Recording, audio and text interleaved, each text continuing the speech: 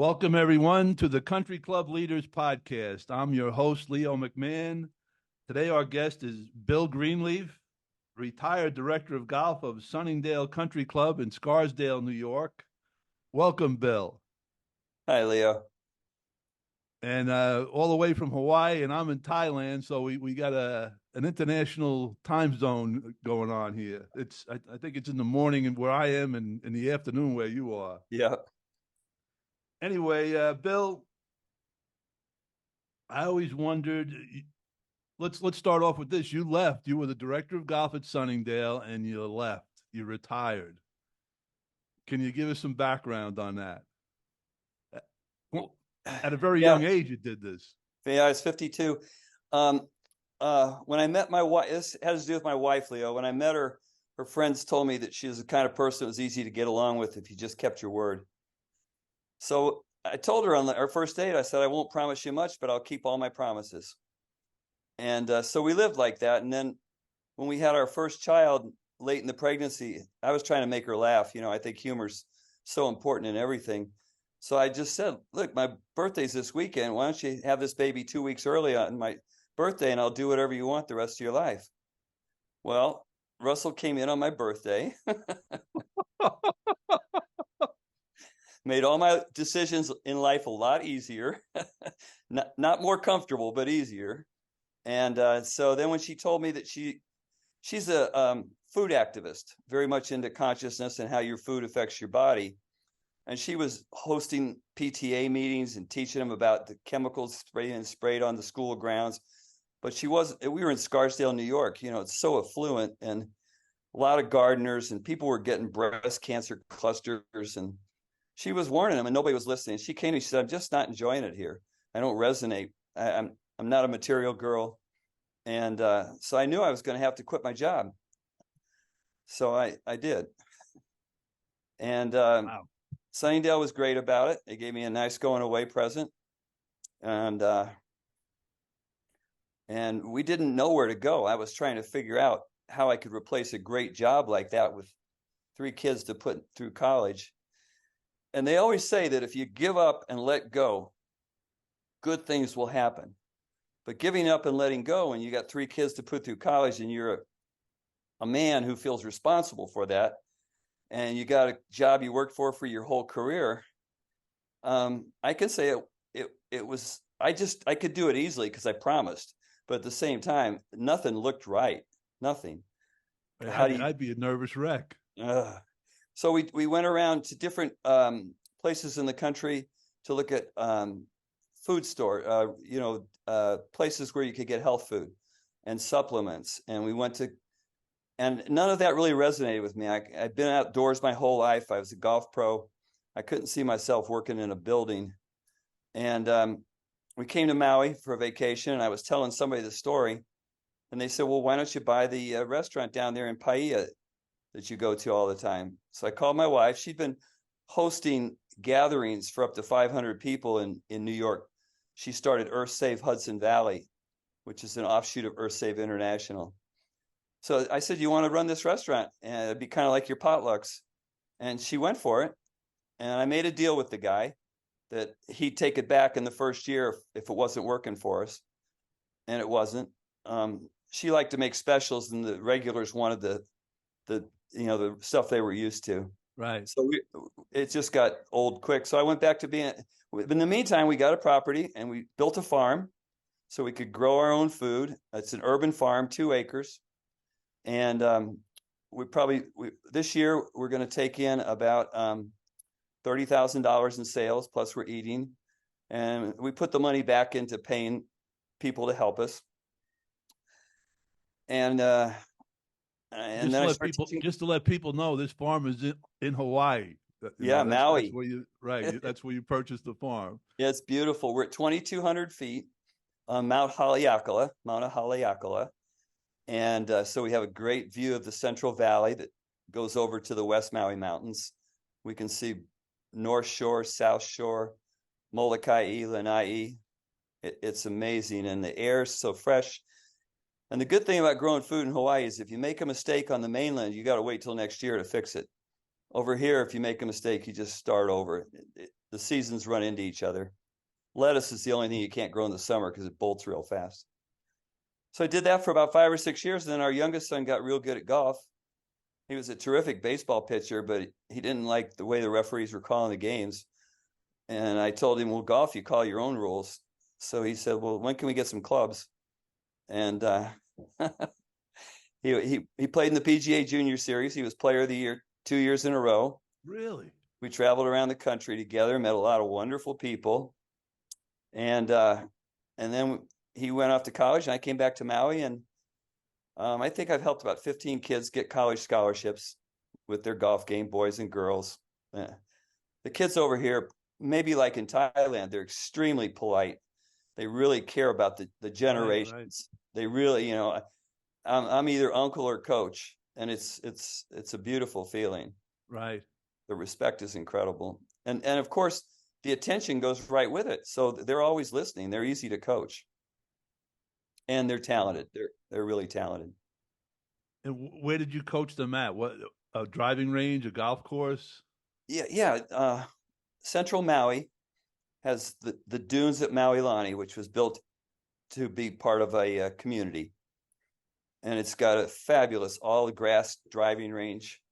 The tee, probably about 200 people can hit at one time, and so we just move those ropes around. That's been a great place to teach. It's real windy, so the kids get the full experience. They learn, if you can't play in the wind over here, you're just gonna,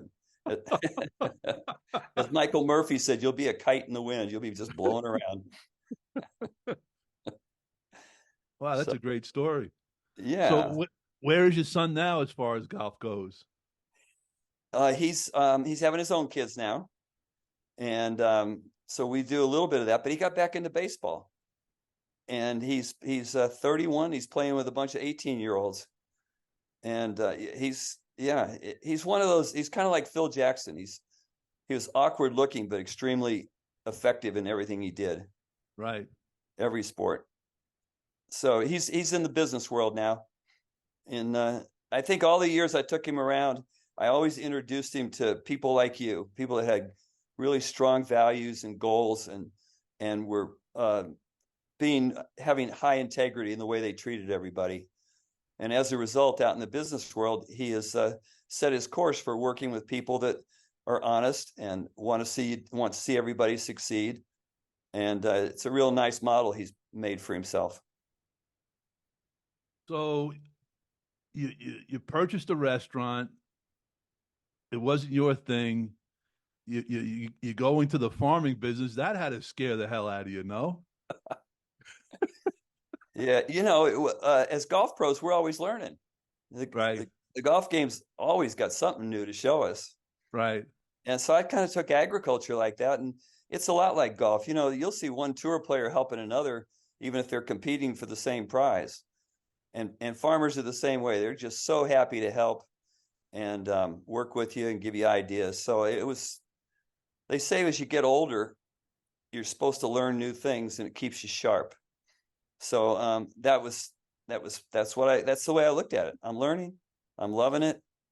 And our trees that were little sticks are now incredible fruit-bearing navels and tangors and tangelos and tangerines and Valencia and avocados and mac nuts and sapote and on and on and on. So how many people do you have working on the farm? 3. 3 people. Yeah. 3 people 2 days a week. So as we evolved, we started, we didn't need so much maintenance. The trees and everything filled in, so we just have paths around. I gave away my riding lawnmower. I just have a push lawnmower now. And when agriculture if you do it in the way that indigenous people did, you feed the soil. So you're always feeding the microbes in the soil, because the microbes go to the plant roots to get sugar, which is a byproduct of photosynthesis. And the microbes leave a deposit right by the roots, which the plants uptake and make their cellulose and carbon and flowers and food. So we've had like 12 to 18 inches of mulch under all our plants since 2005. And Nice. we sell out every week, and the sweetness of our fruit is a testament to what the microbes can do. Conventional farming, they only run 3 basic nutrients through the system: nitrogen, potassium, and I forget what else. And so you get a narrow spectrum of nutrients, and the plants look like food, but the microbes go down and they get more minerals, they get phytonutrients. And when you eat plants that have more ingredients in them, so to speak, our metabolism is able to deal with that, but our metabolism lies dormant until we introduce something that it has to deal with. So when you eat a full spectrum of food grown in full spectrum soil, your metabolism gets activated, and then you become a healthier person. Interesting. I know here in Thailand, I Yeah. have a fruit stand right outside our building here, and every day I get pineapple and watermelon, and every day it's perfect. I mean, Yeah. there's no bad watermelon, there's no bad pineapple. It's unbelievable, you know? Indigenous people's practices are all the same all around the world. The forest floor is the model. Nothing's wasted. Everything goes back into the ground. And what you're saying about the soil, a little bit I know about golf course maintenance, it all starts in the soil, where some guys try to do it through chemicals, spraying it on the leaf. It actually, if you take care of the soil will take care of you, basically.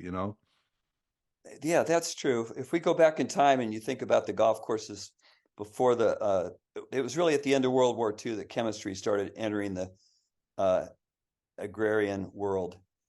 And but you go back before that, they had animals out there eating the golf courses. Animals don't eat all the way to the roots if you let them move around. They'll just eat the tops, and that makes Right. the roots stronger and makes the plants stronger and makes the turf healthier.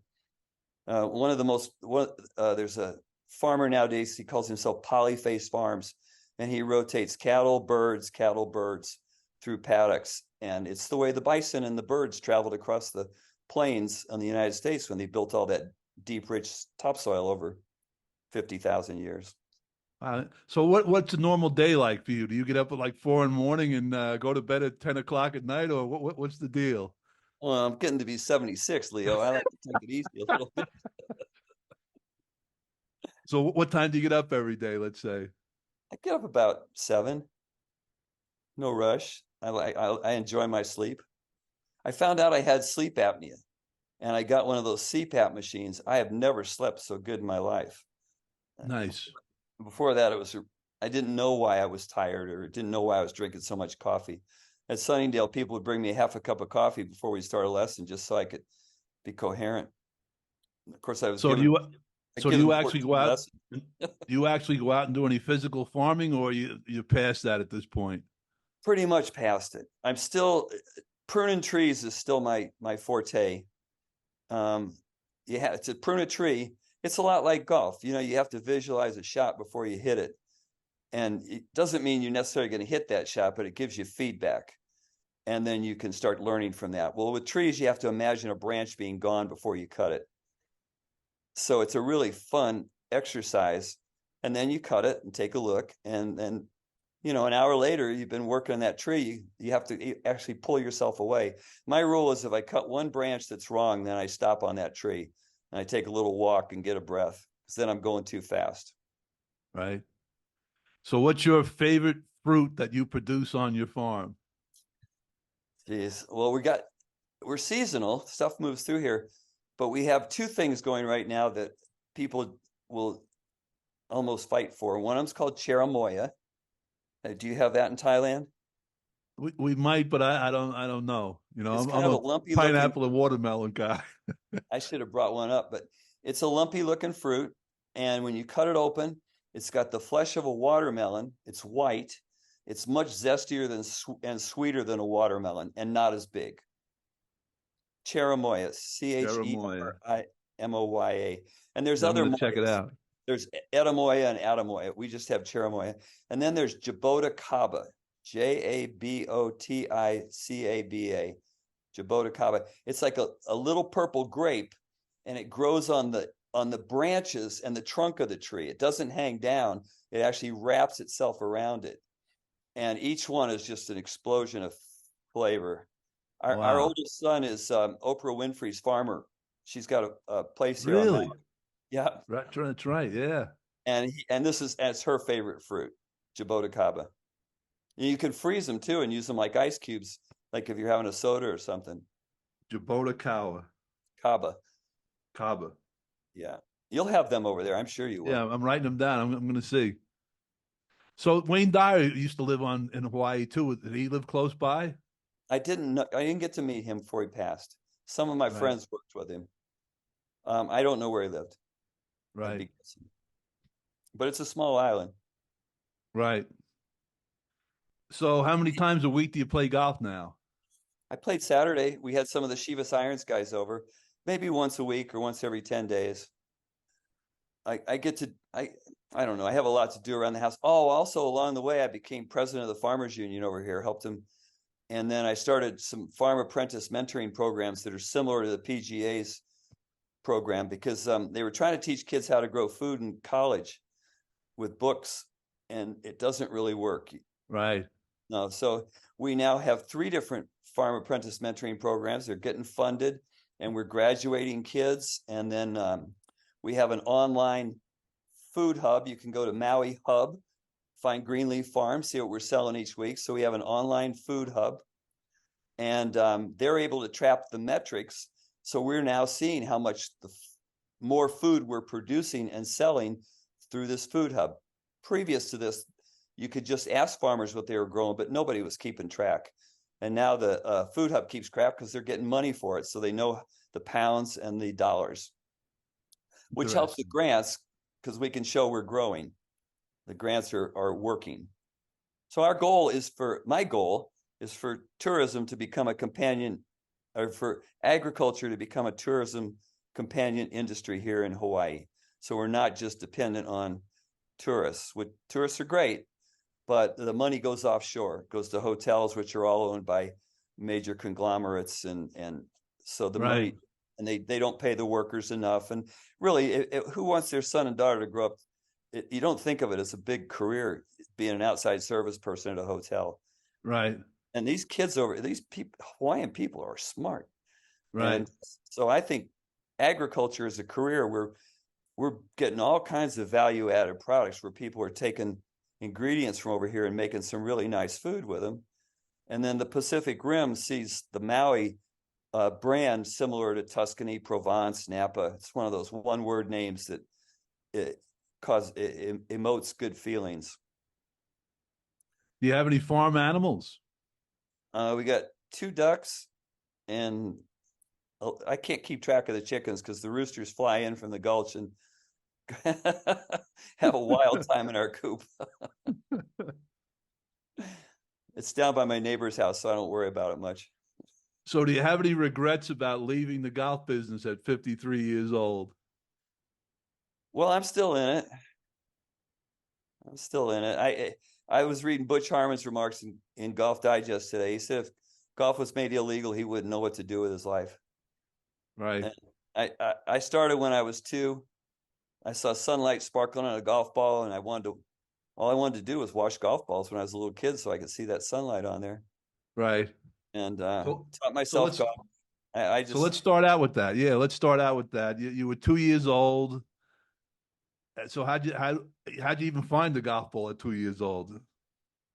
You're great at questions. My backyard until I was 5 was a golf course, so I had to walk about 30 yards to the fence. I'd hang out at the fence, and the golfers would give me golf balls through the fence.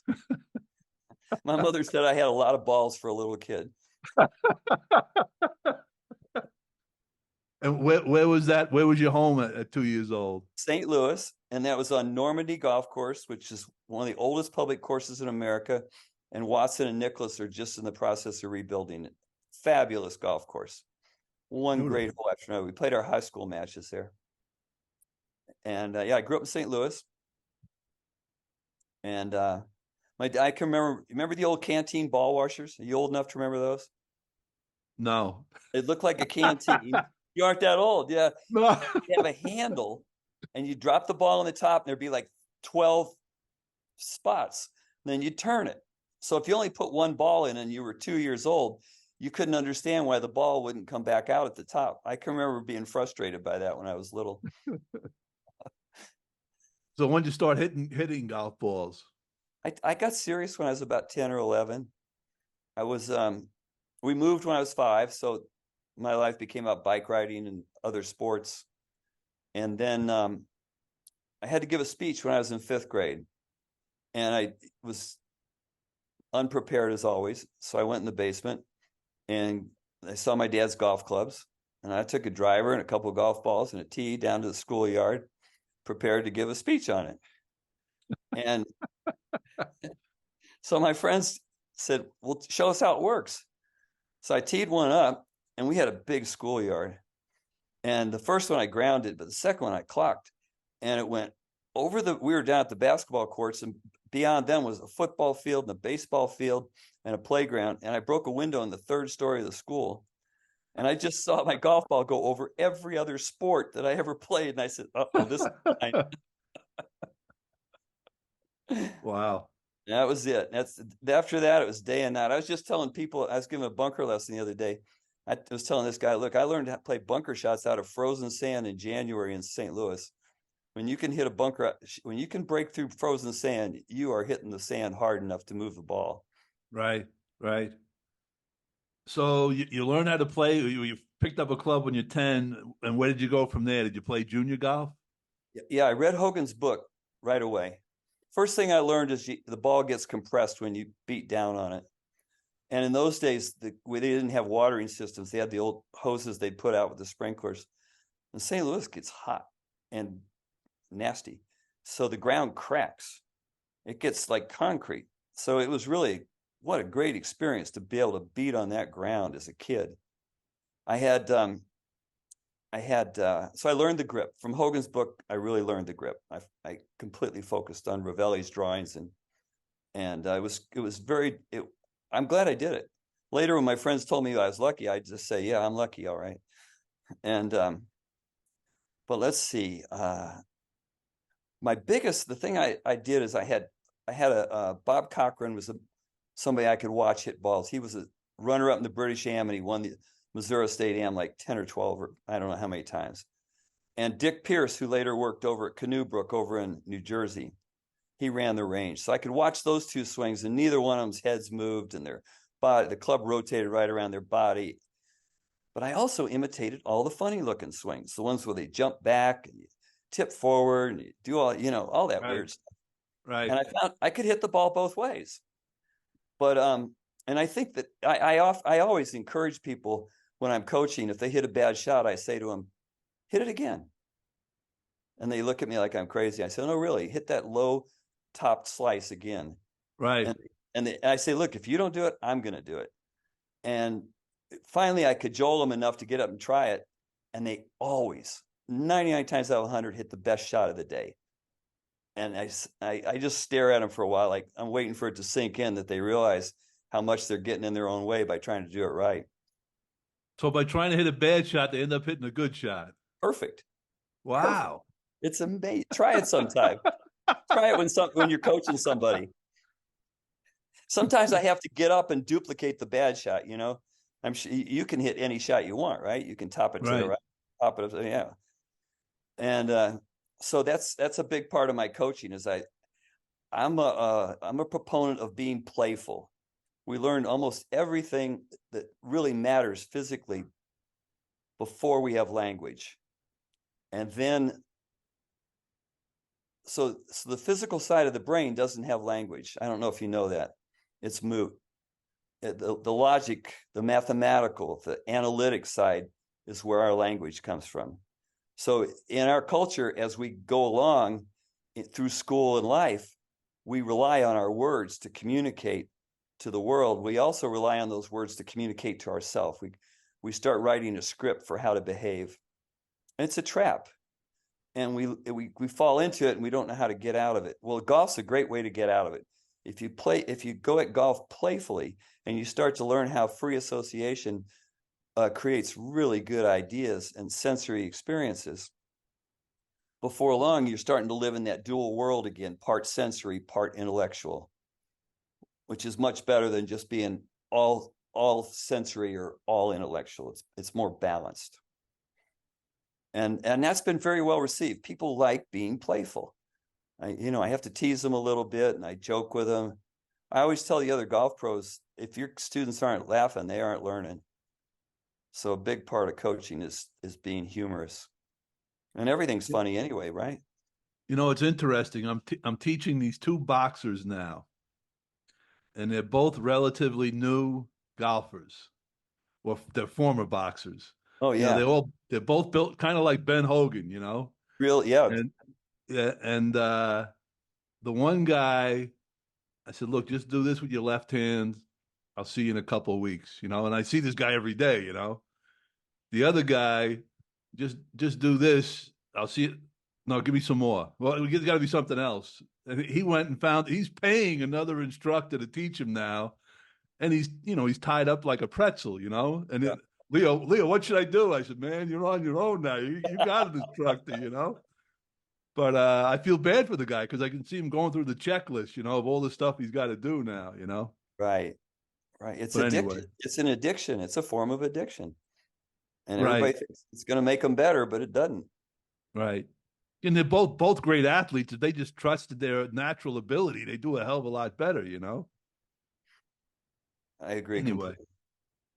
So here's my list of questions I teach people. Here's my favorite set of questions before you hit a shot. Can I make a free swing? Yes. Will I? Everybody wants to say yes because they want to be positive. They want to. And I say, but that's not the truth. We're in the middle of the swing. You're going to know that's not the truth. It's going to shock the hell out of you. And they stare at me for a while. I say, the truth is you don't know. You don't know if you're going to make a free swing. And I said, now, third question, do I want to find out? And that's the one that electrifies them. They want to go up there and find out. And so it's not going up there to do it. It's going up there to experience it. And that path, that's a great path to put people on right there. Will I? I don't know. Do I want to find out? Yeah, I sure do. Let me at it. Right. You just reminded me of my high school golf coach. He would say, can you see the shot? Yeah. And I would, yes, I can see the shot. Can you feel the shot? I make a practice swing. Yeah, I can feel the shot. Do you know how it's going to turn out? I don't know how it's going to turn out. Let's find out, basically. Do your best of what you can control, and then let's see what happens. Yeah, and wherever it ends up, I tell the kids it's Disneyland. That's your next adventure. Go have fun. That's pretty cool, Bill. That's good. Really good. So go through that again, because with the two boxers, the one guy looks like a robot out there. He's definitely not making free swings. Right. Do you ever get him to twirl the club? No. Like when you walk down the fairway, you know how you twirl? Yeah. Okay. Get him twirling the club because the people that get stiff, from their shoulder to the club head, they try to hit the ball. And in golf, the lead arm has to slow down and stop so the trail arm can go by. Mo Norman said the golf club goes backwards through impact. And so by twirling it, they start to feel the connection from here down and from here up. Okay. And just to get them to get a feel. Another thing I do is have them hold it straight up in the air. I tell them that's weight over space, and then just let it tip forward, and they can feel, weight over a point, and they can feel it go out over space. So when they start the club down near the ground, they can feel it change in the way it feels, in the weight. Very good. Very good. So once you get a couple feeling things like that, and then you ask him to imitate something, he'll start getting it. He'll start loosening up. The golf ball is the worst thing. And you might ask him, have you ever asked him what makes the ball fly? Does the club lift it or does the ball jump off the face? Because a lot of people, if you ask them that question, they'll say the ball lifts it, like it looks like a shovel. And then you know why they're doing the behavior they are, because that's what they're trying to do. They don't realize they can smack the ground and have the ball jump off. So I'll hit a shot and stop my club right at impact, kind of like the way Roadrunner would run into the Wile E. Coyote hit a building, Right. Right. and the ball takes off like a rocket. Right. So yeah, I mean, that's where I'd go with that guy. That's how I'd loosen him up. Yeah, that the particular guy we're talking about, he hits often behind the ball 2 or 3 inches too, you know? So that means he's trying to lift it. Right. Right. He's the club is trying to go under the ground so it comes out up under the ball. Right. He doesn't Right. know that though. You can take the club over on your right side and just throw the handle in the air and he'll see it spin into the ground. And that's what he's trying to do. And then you can show him what it's like to throw it down in front of you. Have you ever taken a ball and just thrown it at the concrete right in front of yourself and see it Yeah. jump back up? I Yeah. tell him that's the way the club comes out of the ground. It comes out of the ground the same way that it goes in. Interesting. That helps him get it going. I love images. I like to show them real things they can hold in their mind instead of words that I think most people write a 10-second or 20-second script or infinite and then try to do it in a 2-second act. That's like a 3-inch bird trying to lay a 6-inch egg. It's not going to work. Yeah, I think you and I are on the same page as far as golf instruction goes. The less I talk, the better it is, basically. Yeah, I tell my students, golf pros have a hard time shutting up. I'm going to shut up right now. That's my job. You Right. just hit. Right. And I was out on the course yesterday, and I'll bounce this off you. And I'm telling the one guy, look, I'm a guide. I'm not a director. I'm a guide. Mm-hmm. I try to put you on the right road, and then you can have fun on that road. But I can't let you go down a road that's going to lead you into a ditch. I'll put you on a road that's going to put you in a good direction. But once you're going in a good direction, you're on your own. You know, you got to develop your own stuff once you're on that good path. So let's say a real weak grip is kind of a bad path. A real strong grip is a bad path. Well, your path is somewhere in the middle there. You got to figure it out. And it applies to a lot of things, you know. I'm going to guide you. I'm not going to direct you. Mm-hmm. Well, that's when people really learn. Right. They become they generate their own story. I tell people, I say, I look them in the eye and I say, my mindset is I'm standing in front of a genius and I'm going to help you find the genius in you. Beautiful. And they blank out at me. And I say, I know. I know the word genius. What does that mean to you?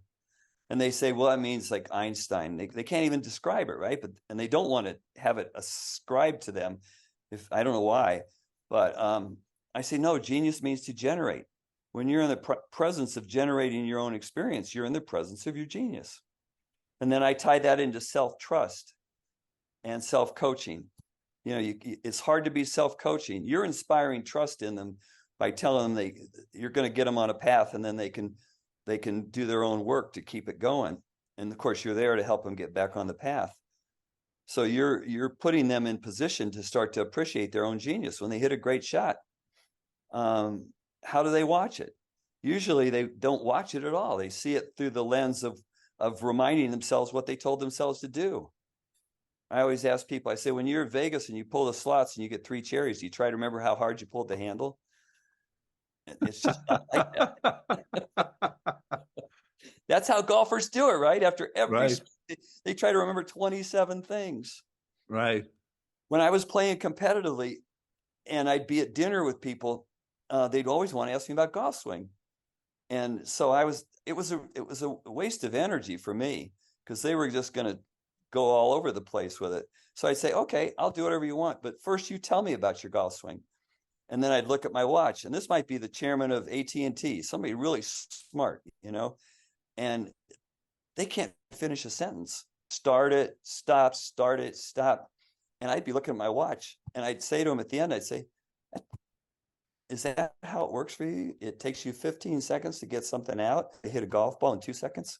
Can you see the disconnect here? Well, anyway, starting to talk about Dr. Grover. He made Sonic Golf. You can Google it. VJ used it in 2008. And you wear headphones, and when you swing the club, you can hear a tone. And what Dr. Grover learned is that when you can make the tone similar in both directions, the extra moves in the golf swing go away. He calls them foibles. He's a good player too. He's played in the U.S. Amateur, and he played at Vanderbilt, and he loves golf more than anything else. So he's Uh, making swings and he's listening to the swing yes. and trying to duplicate it. Well, just imagine the old adage, you can't swing back too slow.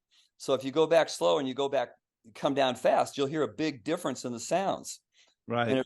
it almost sounds like squeaky. It doesn't sound right at all. So then pretty soon maybe you don't want to come down that fast and you want to go back a little faster. Pretty soon it matches up and all of a sudden balance appears, free motion, your mind quiets as you listen to the sound. It didn't sell well because of the financial crisis. So in 2008, the crash. So he's retooling it. It's not on the market now, but what a product. The Cardinals used it too in their bats. So VJ Singh used it on the tour. All of 2008. This guy's got national security clearance and he got a PGA Tour coach's badge that year. He said he prized that more than any of his other clearances. Yeah. So you're playing junior golf and you like it. Did you win any tournaments as a junior? Yeah, I never lost a match growing up. My senior year in high school in the tournament in St. Louis, I had a dream the night before that I shot a 99 and I woke up all freaked out. It's just weird. It was a real dream. And I went out and played in the front and it was a 27-hole tournament. I kind of forgot that. And the first 18, I got really hot and shot 64. And then I was about 2 holes from finishing the next 9. And I realized if I made 2 pars, I'd shoot a 35. And I ended up shooting 99 for the day. Wow. It was amazing. Yeah, I was really good as a kid. The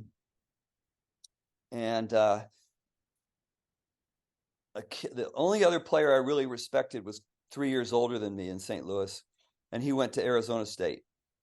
So I went to Arizona State, and I turned down scholarships to Missouri and Notre Dame and Oklahoma, and went as a walk-on, and was #1 freshman my freshman year, and won a scholarship. And Very good. Very yeah, good. I really worked hard at it, and but it didn't work out. The coach he wasn't like a good coach at all. He later got fired. He was only taking certain players to tournaments and they weren't winning. And he was taking them because he was having an affair and he was ditching the team and leaving his assistant with the team and going off to see his girlfriend. And he didn't want anybody on the trips that might rat him out. And I've got a pretty strong sense of justice. So I think he made a good choice in not taking me. But it kind of set me back. And then I didn't know what to do. It was really during the late 60s when everything was in turmoil. And I went back to St. Louis after getting my degree in accounting and went out on a Wednesday. And the priests always play on Wednesday. The golf course I grew up gave the priest membership. And so Wednesday afternoon they play golf. So I'm out with this guy I'd never met before. And he's asking me what I want to do. And I say, I don't know. He says, well, what do you love? I said, this is what I love. He says, why don't you do that? And that was it. I went in and talked to the pro. He knew Lou Strong. He sent me down to the PGA headquarters with a letter. Lou put me on working on carts until the season started. And Hebron and Startzel and Joyce and Collins and all the guys came down from the Met section. And gosh, I was just attracted to them. They were the most fun guys. They played the best. They had the best jobs. And so I just started hanging out with them. And then Hebron and Startzel got kicked out of their apartment and I had room in mine. So they moved in with me. So just let me backtrack a little bit. A priest told you to do what you love, basically. Yeah. Wow, that's a great story. And you met him on the golf course. Yeah. And I wasn't playing I hadn't played in a couple of years. I didn't even have clubs anymore. Wow. The coach had run me out of the game. It was so awful. I won one qualifying to go to the Houston Intercollegiate by 10 strokes. Shot 67 the last round with a big lead. And it was like a 6-round qualifying, and he didn't take me. Wow. And it was just one after another. And nobody ever knew what the deal was. He hurt a lot of people. we found out a few years later. Oh God, it was frustrating, Leo. It was really frustrating. But Yeah, then, I had an experience where a teammate shot like 66, 67 in the qualifying rounds, and the coach didn't take him to the next tournament, right? I ended up quitting because the coach didn't take this guy. you got I to. came back the next year, but I'm thinking if he does it to this guy, he's going to do it to me too, you know? I just heard a quote the other day. If you have a strong sense of justice, you cannot overlook things that are unjust. It's just Right. it's just like a gene. So you went to work at PGA National. Was that the Yeah, old JDM at the time? yeah, Okay. that's right. It was no, I think it was PGA National. Then it became JDM later. Okay. But I remember McCarthy driving up in his car right up where we had all the carts and going and parking there and going up to talk to Lou, going and talk to boss. Yeah, Lou Strong. He called me a flippy wristed college kid. So you worked down there in the winter, and what that summer you got a job up north? Well, as I said, I was living with Heber and Startzel, and Michael he was just beginning at Smithtown. So when he went north, he was opening the pro shop. He's been there 50 years now. And I just got my degree in accounting. I was a hot shot, and I told him, my interview basically said, I think if you hire me, it'll be good for me, and I know I'll be good for you. And he said, okay, come on. And that was life changing. Coming from all that to Mike Hebron, he moved me into his mother-in-law's house, fed me. He's the most generous guy I've ever met. He's just always giving, and I was not that way, and he really taught me a lot about giving really, with Gene Borick and Craig Shanklin around and Mike Hebron, you just got to do the right thing all the time. You just really Right. got good role models. You know, Yeah. so years later, I get a job in Florida, and Mike comes down to teach at the club I'm working at in the winter, Oh, nice. and I leave my camera on the driving range one day, and I come back and it's gone. Right? I'm like, man, oh man, this camera. It's like I need this camera to give golf lessons. You know, I did a lot of video lessons, and Mike goes, I got the same one. You can have mine. Huh. You know, it was unbelievable that he did that. You know. Yeah. I'll never forget that. Those two events were big events for me in my life. You know, they Yeah. might be inconsequential to Michael, but they meant a lot to me. He's always been like that. Yeah, Yeah, he used to call money fun tickets. That's that's how he sees things. He right. never he never thought about money as being something. It was just the next experience. So you're at Smithtown. Were you given a lot of lessons at Smithtown? First year I worked in the shop and just ran the raffles and we had a lot of fun. I mean, he'd always take me on outings. We'd go to Piping Rock or some other Shinnecock or some fabulous golf course. He's a heck of a player. He could really Right, hit it a long way when I was with him, and he could he'd make putts like nobody all the time. So we had a lot of fun playing. And then the next year, he started me out teaching, and I was off to a good start in the Met section. I'd qualify for the Met Open, and really. I'd get into I get into everything all the time. So that was me on my comeback trail. So that winter in Florida, I started my game again. And honestly, it never really felt quite the same as it did when I was a kid after taking a couple of years off. It took me till I was 26 to really find my game again. But Now, it was why do you think that? Why do you think that was? well, I'd never had a lesson. I never thought about anything mechanical, and I just played. When I'd watch those good players when I was a little kid, I'd watch the ball fly, and it had velocity, trajectory, apex, and fall. And I eventually my balls would fly like that. I don't know how. I have no idea how. Right. And then when I had to figure out how to teach, it was pretty rough. Alignment was the most important thing for me, but that wasn't that impressive to people. Right. But Heb supported me. He kept helping me. He taught me something that year I never forgot. It's the foundation of my teaching. He said, balance is the most important thing. And he explained it to me. He said, when you start to fall because you lose your balance, you catch yourself. And you can't not catch yourself. It's like breathing. You can't stop breathing. And he said, so when people are out of balance, they make a golf swing, the moves they make during the swing are themselves trying to get back in balance. And that affects the motion of the club. And it's not coachable because they can't change it. So that was a big help. Getting people in balance throughout the motion helped bring out their naturalness. But I don't think I helped anybody too much that first year. Interesting. Then I went to work. Then so after 2 years with Hebs, I wanted to work for Bill Collins because he had a reputation for getting people get head jobs or getting sponsors to go play on the tour. And I wanted to go play. So I went up to meet Collins, and I never got to say a word to him. He was so popular. We went to the PGA at Sunningdale. I'd never been there before. We sat around a table with a bunch of golf pros. You remember those days. And everybody was chatting. And it's hard to get a word in with Collins, especially I'm trying to get his attention.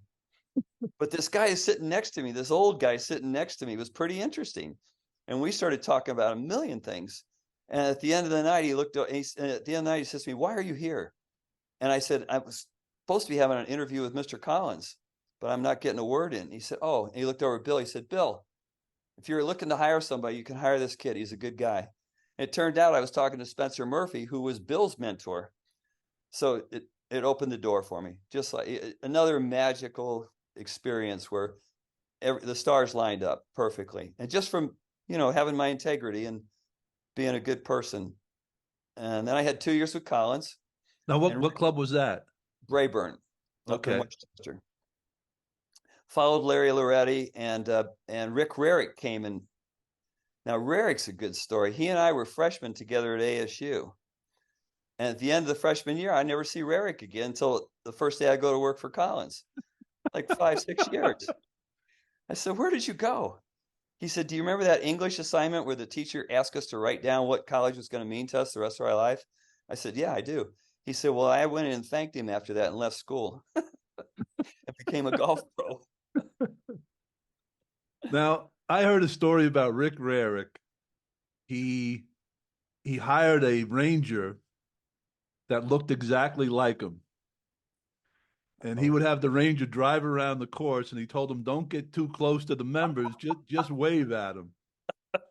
And Rick Rarick would leave the club for a week or a few days, and the members thought he was there because this ranger's driving around who looks like him, waving at everybody. That's Sea Wayne or something, yeah. He's so funny. Collins used to call that an appearance walk. We'd be in the pro shop and he'd say, "Let's go for an appearance walk." And we'd walk around the clubhouse and we'd come back. And he'd say, "You just got to let them know you're around." I guess that's where Ricky picked it up.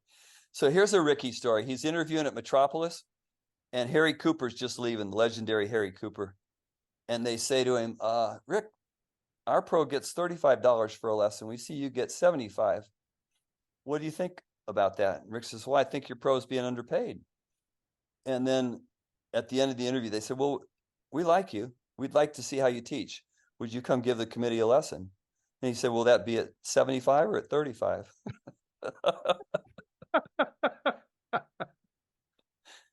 So now that we're telling stories, and people might appreciate this, I'm playing golf with Todd Hayter, who's from the Met section. Todd I raised Todd. Really? I'm telling you, I'll tell you. Oh my God. So he's telling me a story. He goes for a job interview for his first head professional job At Mayapack. And he said it's down to him and another candidate, and they're going in for the final interview. And the interview committee says, "Well, Todd, it's down to you and another gentleman. Why should we select you over the other candidate?" So Todd gets up out of his chair and does a standing backflip. And he says, "Can he do that?"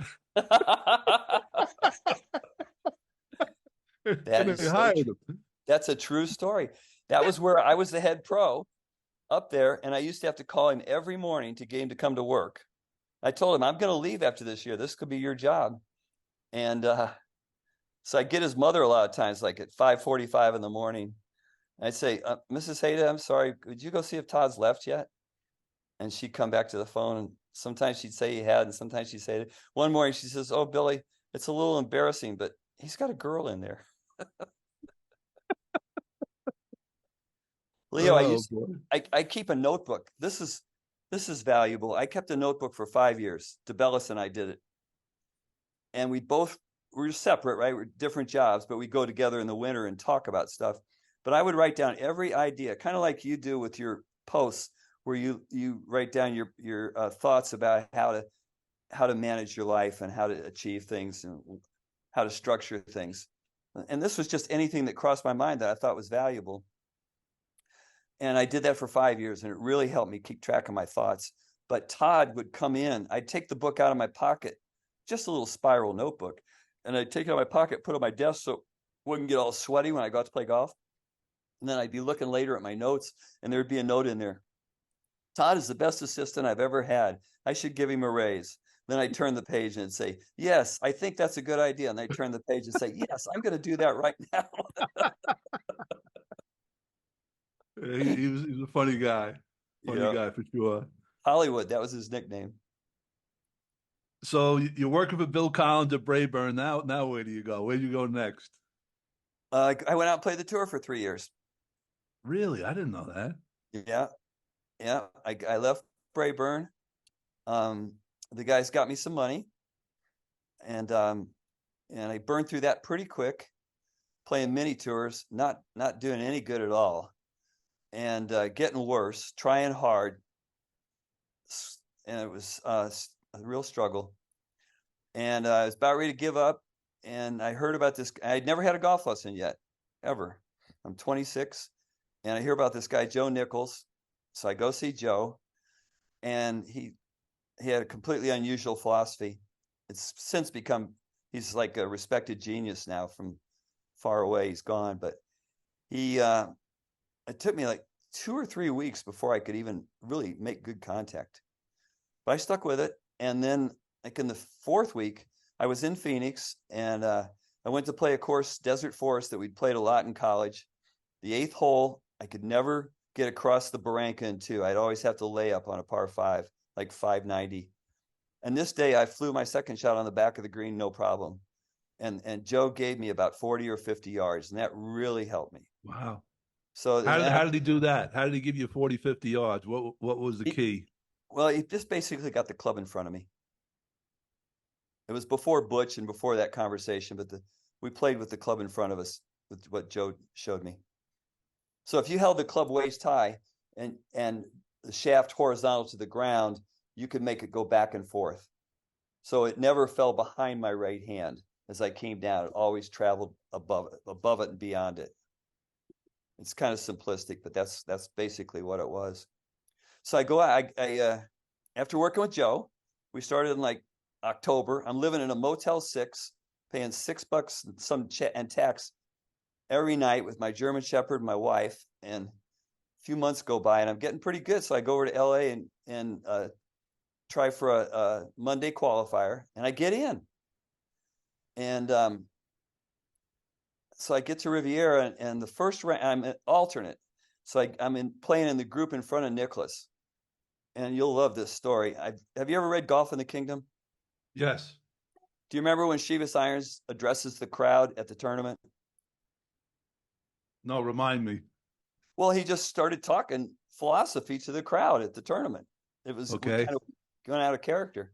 I always remembered that because it was so interesting to see the things he said and what a golf pro was thinking about. And so I got to the 18th hole, and Riviera's got a strong uphill direction to a hill, and then the clubhouse sits on top of a hill. There must have been 5,000 people sitting on that hill, and I had about a 15-footer for birdie, and nobody's paying attention to me because Nicholas is coming.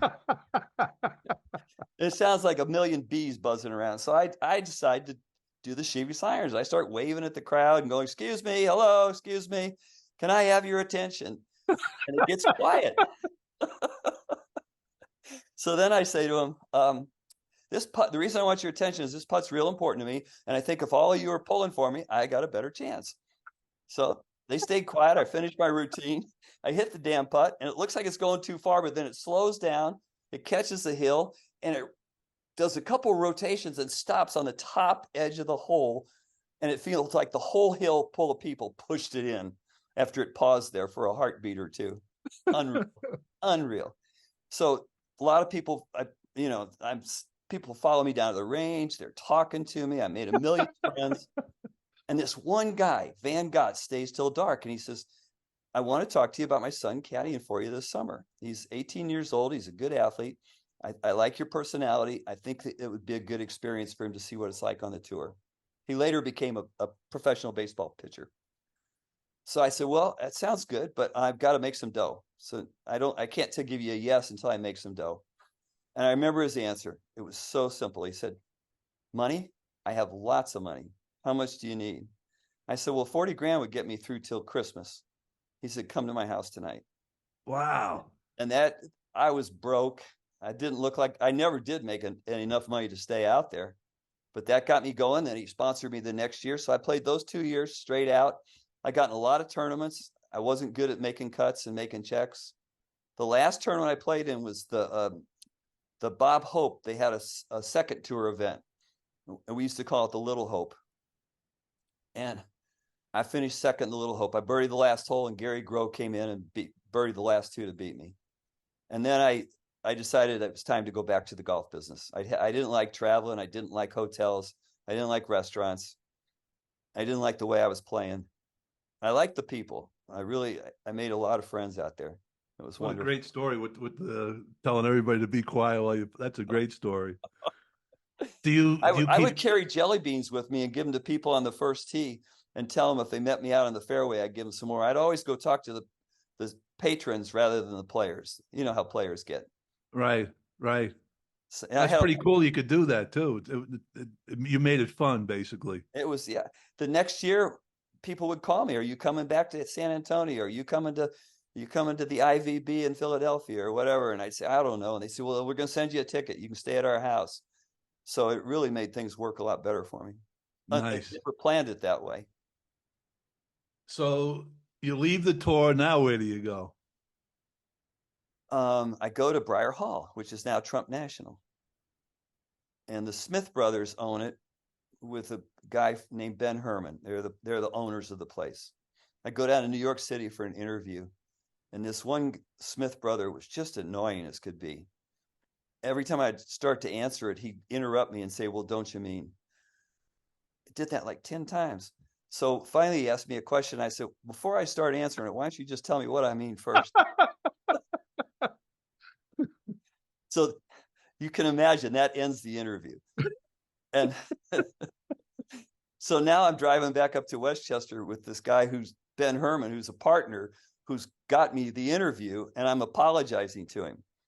And he says, don't worry about it. He said, nobody likes Henry anyway. He said, I think the other brothers are going to be glad you stood up to him. And I got the job. It's not exactly how you're supposed to interview, but nothing ever goes the way. As the head professional or as an assistant? Yeah, as a head professional. Wow. 27 years old. And I'm in the Met section. Just started playing. I always tried to hire really good people. That's where I hired Todd Hayda. Jack DiPaolo. Do you remember Jack DiPaolo, the long drive guy from Westchester? No. He was a legend. He'd run up and down the street with sledgehammers. So he lived in Briarcliff. He brought Todd over to me. Todd was a football player. And Todd said to me, I believe I can do anything I put my mind to. And I said, okay, you're hired. And so I helped him. I got him through the whole thing. And nice. He wasn't a very good player, but he got a lot better. Yeah. Todd was so funny that some of the older members at Briar Hall would hire him for lessons just to have him drive him to the doctor's appointment, just to have him tell stories. I played with Todd one year in the New York State Open at Grossinger's, and both of us played terrible the first round. Then we get paired together the second round, and we both played terrible on the front nine of the second round. And I said, Todd, I'm going back to Long Island, man. I've had enough of Grossinger's. I'm taking time off, and this is not fun, right? He goes, come on, play the back nine. You never know what's going to happen, right? So he and we birdie one, We both birdied 2, and then we both birdied 3, right? Holy cow. Both of us. And Charlie Robson pulls up, and Todd says, "Are you here to control the gallery?" That's him. He Hollywood. says, he says, "Leo and I are lighting up here on the back." And at that point, we were probably both 20 over par for the whole tournament. But That's a great Todd story there. well, you here to control the gallery. I couldn't Yeah. stop laughing when he Yeah. said that. I'm going to not tell any more Todd stories. I got too many of them. So you're at Briarcliff. How many years were you at Briarcliff? I stayed there 6 years. And then I was thinking about buying a golf course. So, and Mahopac came open, and I was able to go up and run the whole operation. The food service and the outings and the membership play and everything. I did that for 2 years, and I realized I didn't really want to work from 5 in the morning till 1 in the morning anymore. So I stopped doing that. And I applied. Sunningdale came open. Howie Johnson moved on. And I had, over the years, I'd done a lot of favors for people without ever asking for anything back. So when Sunningdale came open, I called everybody, and it really helped.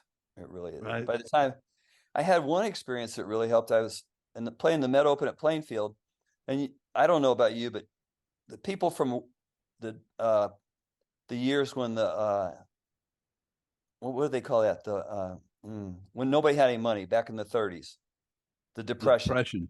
They rattled coins in their pocket, right? They had two nickels. So when I'd play in tournaments, that's the only thing that bothered me. I could hear a gallery around the green. I could hear the change rattling. Right. So it's the first green at Plainfield, and I hear this guy rattling. So I walk over to him. I pull $1 out of my pocket, and I give it. I say, "Do you have change for $1?"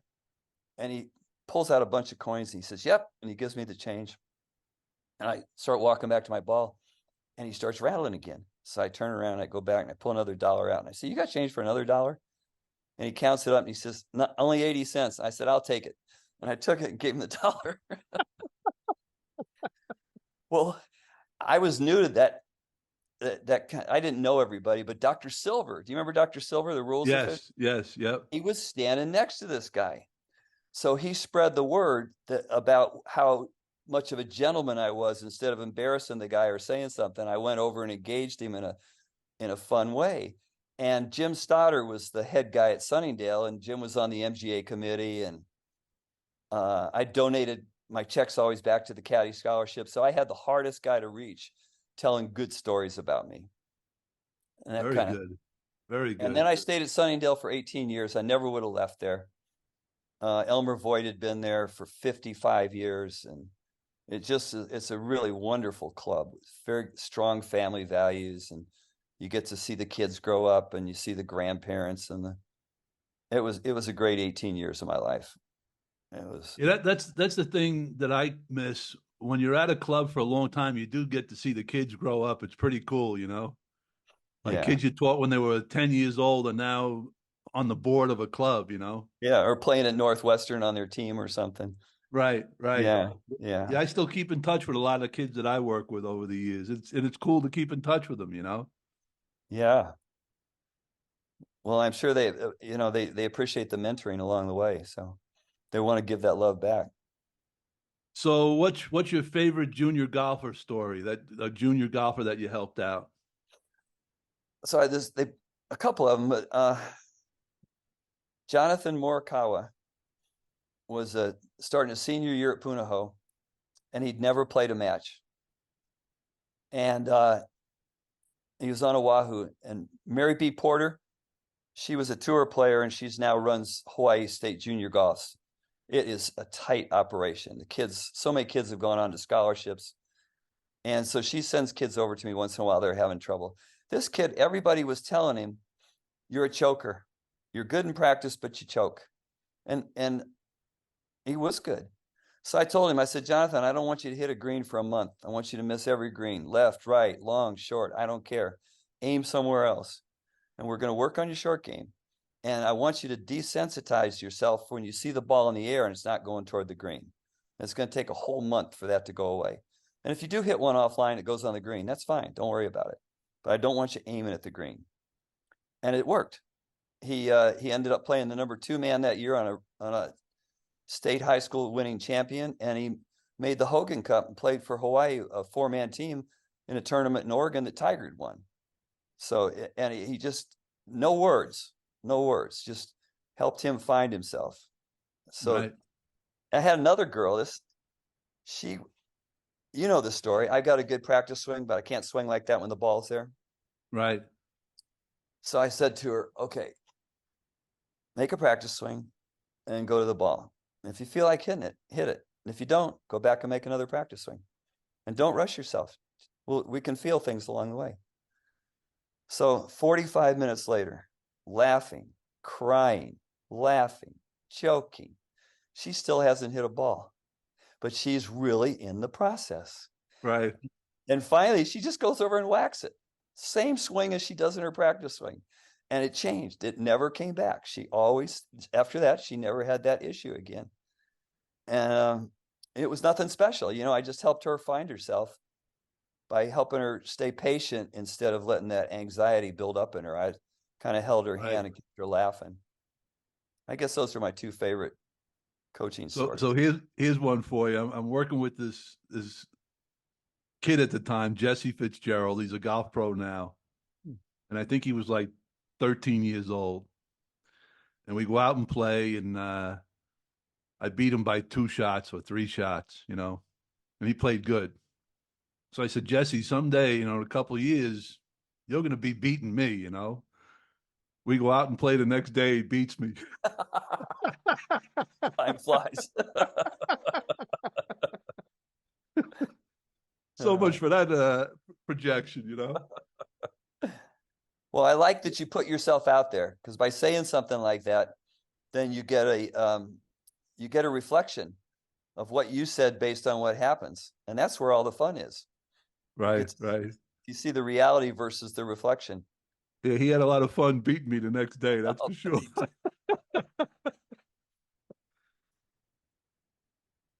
So you're at Sunningdale. Who are some of the assistants that worked for you at Sunningdale? Jeff Fox, Daryl Kessner, Wow. Cammy Maxfield, Delroy Cambridge was. Did you ever know Delroy? Yeah, I just played with him once or twice. I never. He was amazing. He came from a 1-room house in Jamaica to New York and showed up and asked me if he could start working for me. So I had him picking the range, and he started qualifying for big tournaments. I'd have to call the pro ahead of time and say, Delroy qualified for the Met Open. He'd like to come over for a practice round. I just want you to know he works for me, and I highly recommend him. And a few years later, I'd call up and say, Delroy, and they'd say, I know Delroy. We can't wait to see him. He was so much fun, and what a player. So when he turned 48, he wanted to go play the senior tour in Europe, and the club passed the hat. And I said, you got to give him money for 4 years. It takes at least 2 to find your game when you start just only playing. They gave him $192,000. That's how much they loved this guy. Wow. He's a 6'4" black guy, and I'd see him with a 2 or 3-year-old kid put his hand out, giant hand, and the kid would reach up and take a hold of it, and they'd walk over to the driving range. It was out of sight of the parents and everybody. You know, everybody trusted this guy. Right. He won 5 times in Europe, 5 times. Wow, I didn't know that. And paid the membership back. Anybody that. Wow. Yeah. And now he caddies down at Streamsong. It's funny you say that, because I only bumped into him a few times, but the impression was the guy's a class act. He's a gentleman, and that's just in passing. I got that feeling about him, you know. Yeah. So I had him there. I had Bob Moran, who now is running a big tournament in Charleston for tennis. I just always tried to hire people that were better than me.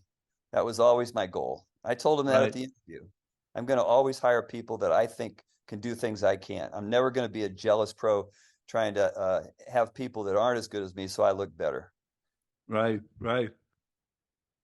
Yeah, I've interviewed a few people. Where do you want to be in 5 years? And the response is sitting in your chair. You know, Nice. at first it took me back a little bit, Good but it's a answer. good answer. It's a real good answer. Why wait 5? I'll see you tomorrow. So you're at Sunningdale. You got a lot of great assistants. The membership's great, and that's where we started off. You decide based on a promise you made, and off you go to Hawaii. Wow, that's some story, Bill. Yeah.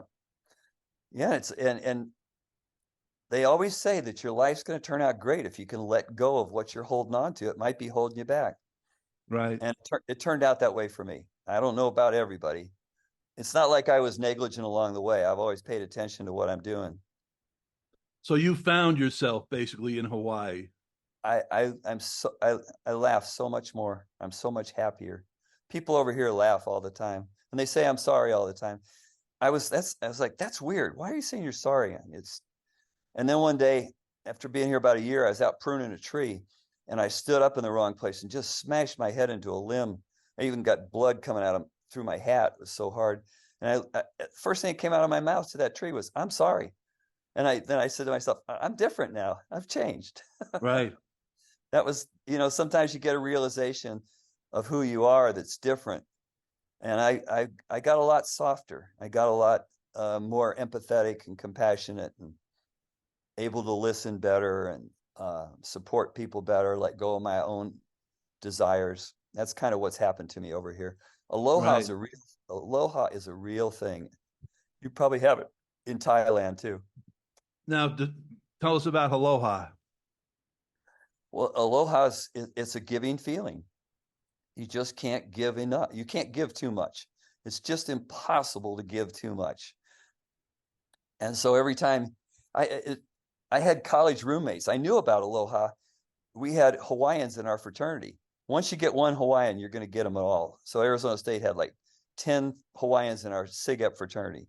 So we had the best volleyball team. We had the best wrestlers. We had the best football players. They were phenomenal. But one of them was my roommate, Chucky Souza.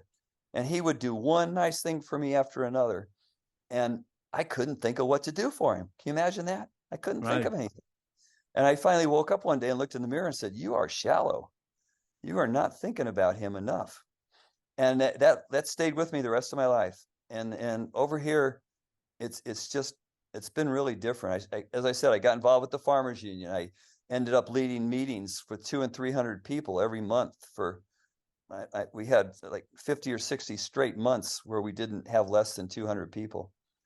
And it just was really great heart energy around food and agriculture and supporting the Hawaiian culture. They're an indigenous culture, and briefly, my opinion is that the knowledge that we threw away as colonialists with the indigenous peoples all over the world is a shame on all the colonialists that follow it, because they know stuff.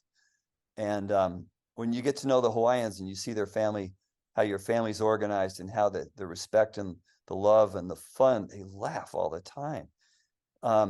I started to realize that there's much more to life than the Western culture that I grew up in. I what you said about Aloha, that's the key to life for me. I mean, it's the more Yeah, you give, the better your life is, period. And it's a tough concept to grasp, but it's the truth. I And think that's shown through. Like I would when I win like a caddy scholarship pro am. Remember those? yeah, And I'd be low pro, and I'd just take my check and sign it right back over to him. yeah, that's pretty cool. You did that. Yeah. And I remember that I needed the money, but I thought, well, this is the right thing to do. We're here for one reason today. And I was a caddy growing up. I knew what it was like. What a great benefit it was to have someone helping you go to college. Yeah. And for me, I always knew giving was important and it was powerful. But for the past year or so, it's extremely clear in my mind how important it was, or how important it is. You probably get up in the morning and start thinking about what you can do nice for somebody. Exactly. Exactly. That's a great start to the day. Right. I remember that there was one day here in Thailand. I had a great meal, watching a great movie, hanging out with my friends, played golf.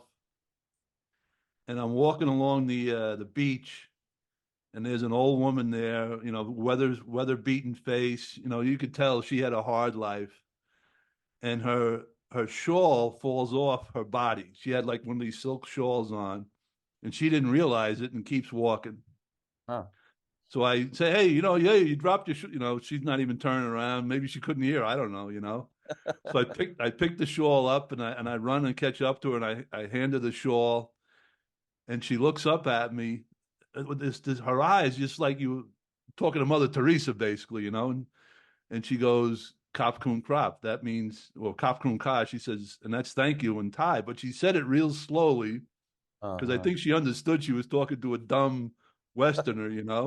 She goes, Kap kun ka, looking me right in the eye with a smile on her face. And then I walk in the other direction. I turn around. Now she's talking to another lady, and she's pointing at me, and they're both smiles on their faces. Oh, oh, So all the great stuff that I did that day, that moment stuck out above all of them. yeah. Just picking somebody up, and here you go. Here's your shawl that you dropped.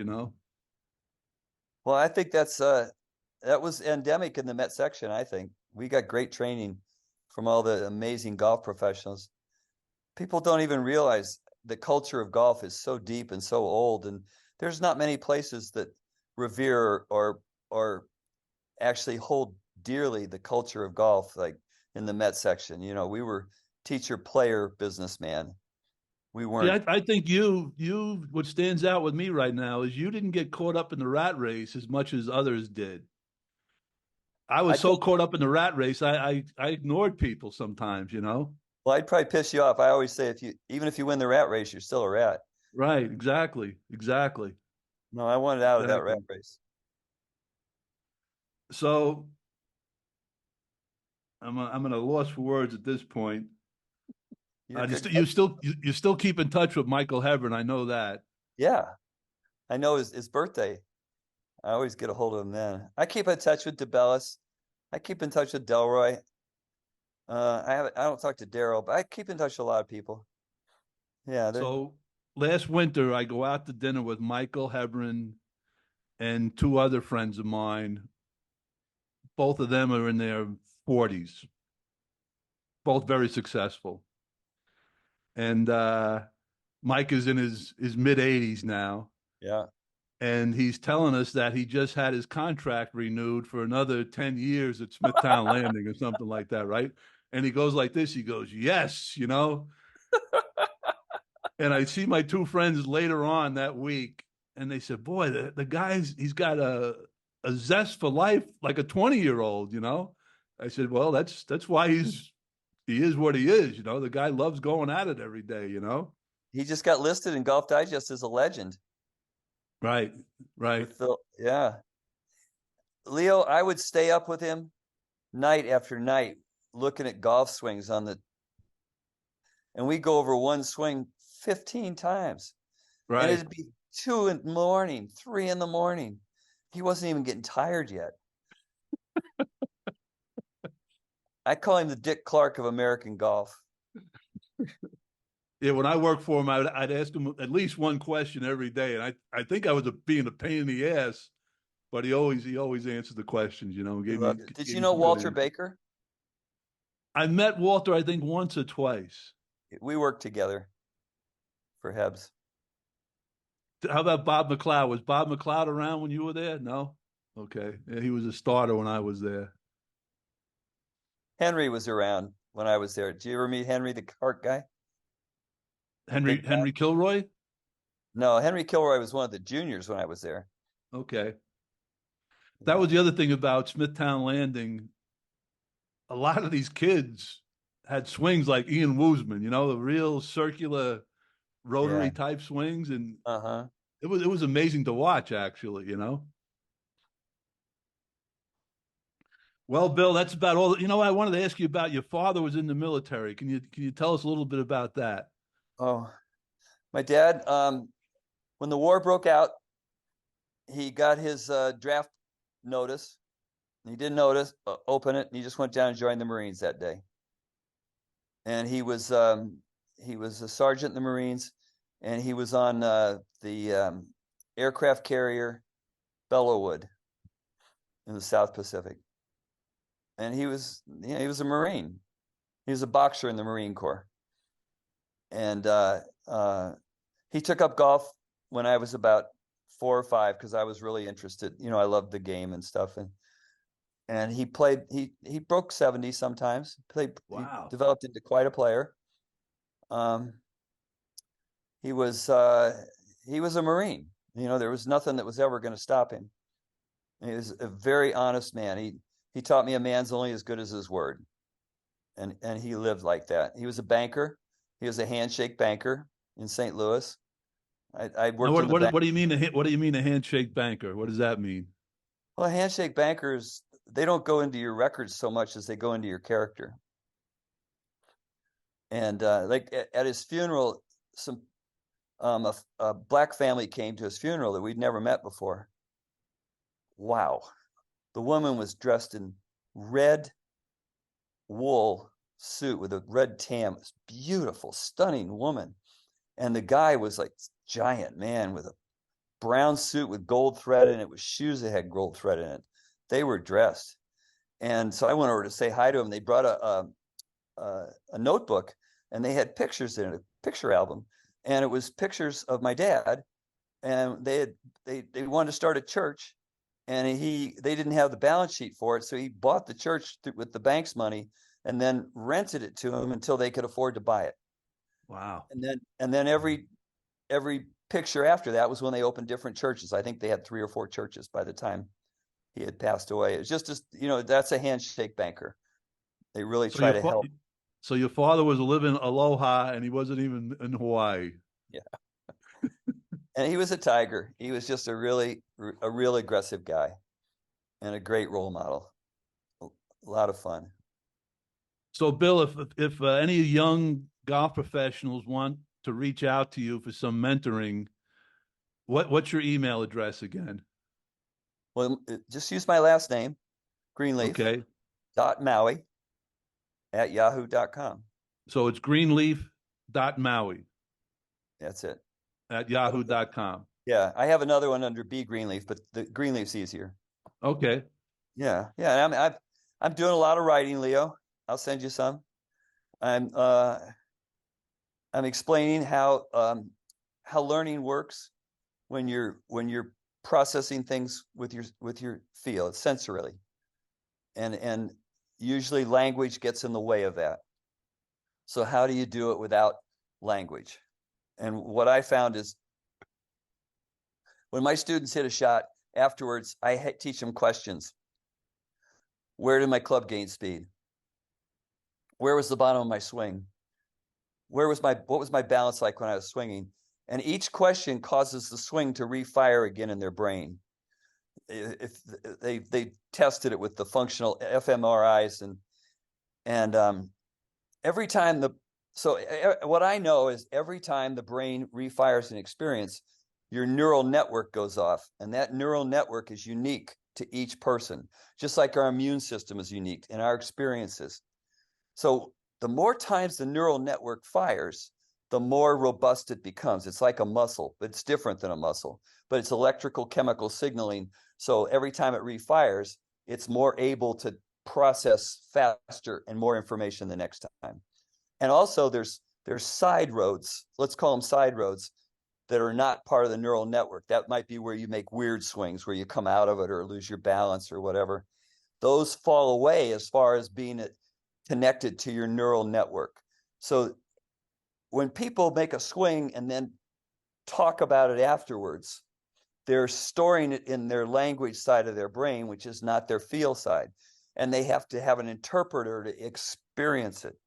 It's a convoluted process.